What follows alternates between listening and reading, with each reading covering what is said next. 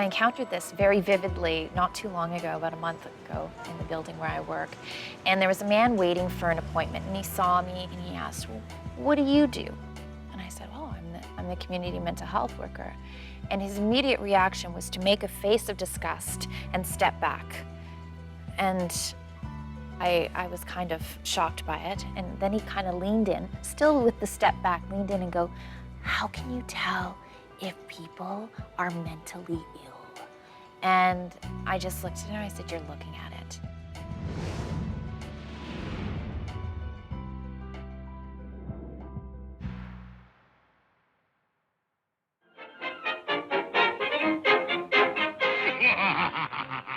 The stigmas that people with mental health issues carry. You might be violent, you're probably not reliable, you're probably unpredictable, so we better watch out. How many bullets do I have left? People believe that people with mental illnesses are violent. They're not really any more violent than the general public. And in fact, research shows that people who have mental illnesses are more likely to be victims of violence than to be perpetrators.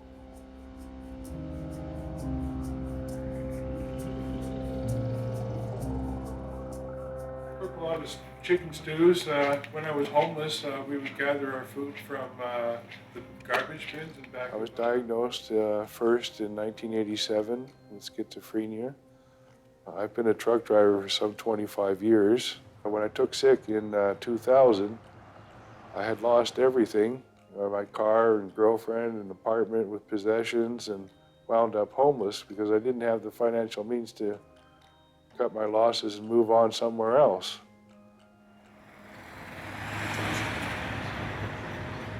I had a job last year as a frontline healthcare worker, working with people with mental health challenges. While I was taking time off of work because I was trying to get myself better, they'd be calling me. They'd be calling me every day, which is really not helpful to relieve my anxiety. I have a relative who is prone to periods of depression, and his employer hung in with him while he was off for months, and when he was well again, he got his job back. That just seems like a no-brainer that an employer wouldn't want to lose a good employee and would be able to accommodate some absences, but most employers won't do that. I think people with mental health challenges have difficulty with employment because there is so much stigma, right? Employers sometimes won't even go there because they're afraid. Also, there is a growing trend towards depression becoming the #1 health issue, not just mental health, but workplace health issue in general. If we had an ideal world, you could go in and say to your boss, hi, I don't want to come into work today because I'm feeling depressed. And that would be acknowledged in the same way that now, when you're sick, you can go in and say, hi, I can't work today, I'm feeling sick. And the thing is they're both symptoms of an illness, and so they should be acknowledged that way. I used to become defensive at people who went, well, hey, you could have cancer. You don't have, you don't have diabetes. It could be a lot worse. What the hell is a lot worse than going and hanging myself or killing myself because I'm depressed? Because I feel like my life is over. 20% of the population will experience mental health issues. So this isn't just your average crazy person on the street. This is like your parents, your mom might get depressed, your brother might have some anxiety issues. This is a thing that affects families.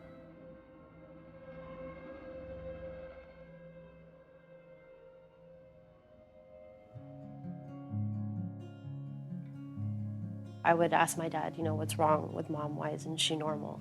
And then he would just kind of brush it off to be like, oh, what's normal? Everybody defines normal on their own. I would say probably in my teens is when she would actually have episodes and stuff that finally my dad just had to tell me, okay, she has schizophrenia. Our family didn't really discuss it. Outside of our immediate family, it was taboo. It was not something that when we would have a gathering that they would be like, okay, so what's the treatment now? And is she doing this? And this was completely off topic.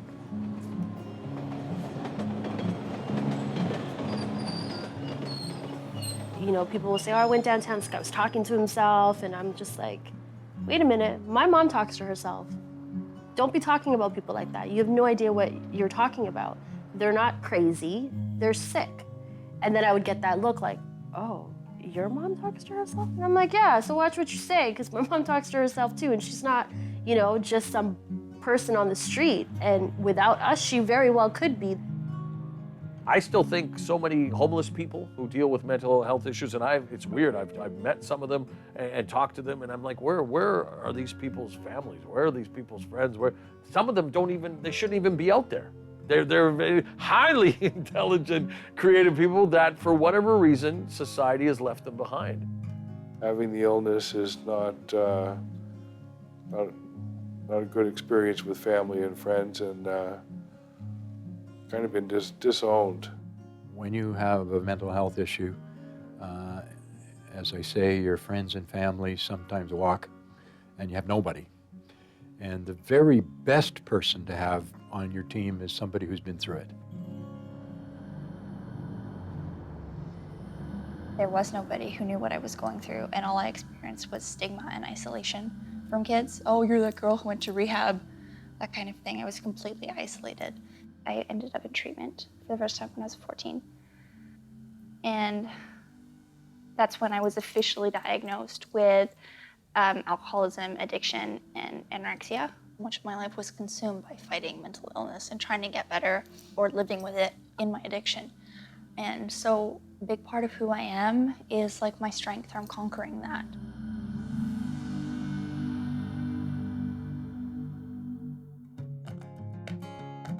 I started Young Ones because I didn't want any other youth or young girl to have to go through what I went through, because I didn't want them to have to fight the stigma that comes from being labeled as someone who has a mental illness. It affected me as a woman who has experienced.